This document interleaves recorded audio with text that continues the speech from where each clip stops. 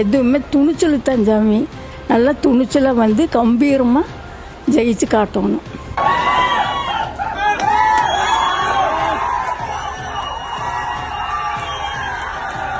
எனக்கு எந்த பிரச்சனையும் இல்லை சாமி. நல்லா இருக்குது. காலையில் கம்மங்கூழ், ராய்க்கூழ், சத்துமாவு கஞ்சி, முருங்கைக்கீரை சூப்பு மத்தியானம் சாப்பிடுவேன். அப்புறம் கீரை காய்கள்லாம் போட்டு சூப் வச்சு குடிப்பேன். முட்டை சாப்பிடுவேன்.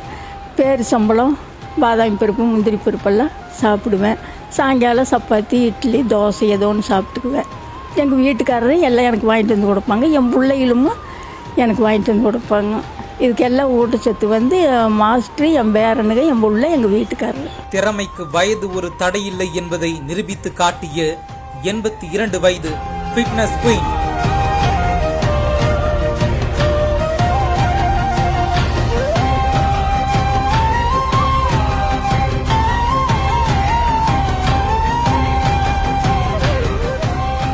மாநில அளவிலான பளுதூக்கும் போட்டியில் முதல் முயற்சியிலேயே 5வது இடம் பிடித்து கெத்து காட்டிய பவர்ஃபுல் பாட்டி. இலசுகளை பிரமிக்க வைத்த பாட்டியின் பிரமிக்க வைக்கும் கதை. கோவை மாவட்டம் பொள்ளாச்சி முத்துக்கவுண்டர் அவென்யூவில் வசித்து வரும் வெங்கட்ராமன் என்பவரின் மனைவி கிட்டம்மாள்.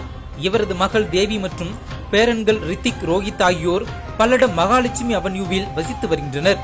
ரோஹித் மற்றும் ரித்திக் ஆகியோர் தேசிய அளவிலான பளுதூக்கும் போட்டிகளில் பங்கேற்று வெற்றி பெற்றுள்ள நிலையில் வார இறுதி நாட்களில் பாட்டி கிட்டம்மாள் பல்லடத்தில் உள்ள தனது மகள் வீட்டிற்கு வரும்போது தனது பேரன்கள் உடற்பயிற்சி செய்வதை கண்டு தானும் உடற்பயிற்சி செய்ய வேண்டும் என்று ஆசைப்பட்டுள்ளார்.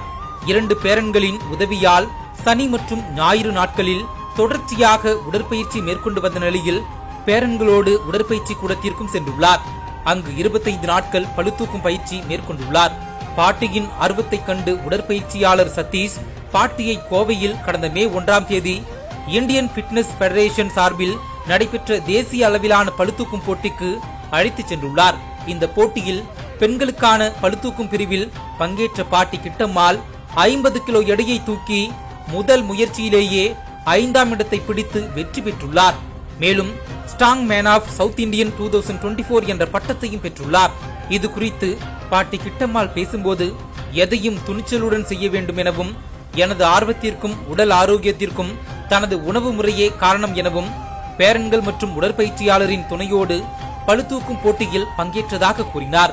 கம்பங்கூழ், காய்கறி சூப், பேரிச்சம்பழம், முந்திரி போன்ற உணவு முறைகளை எடுத்துக் கொள்வதால் உடல் ஆரோக்கியமாக உள்ளதாகவும் தெரிவித்தார்.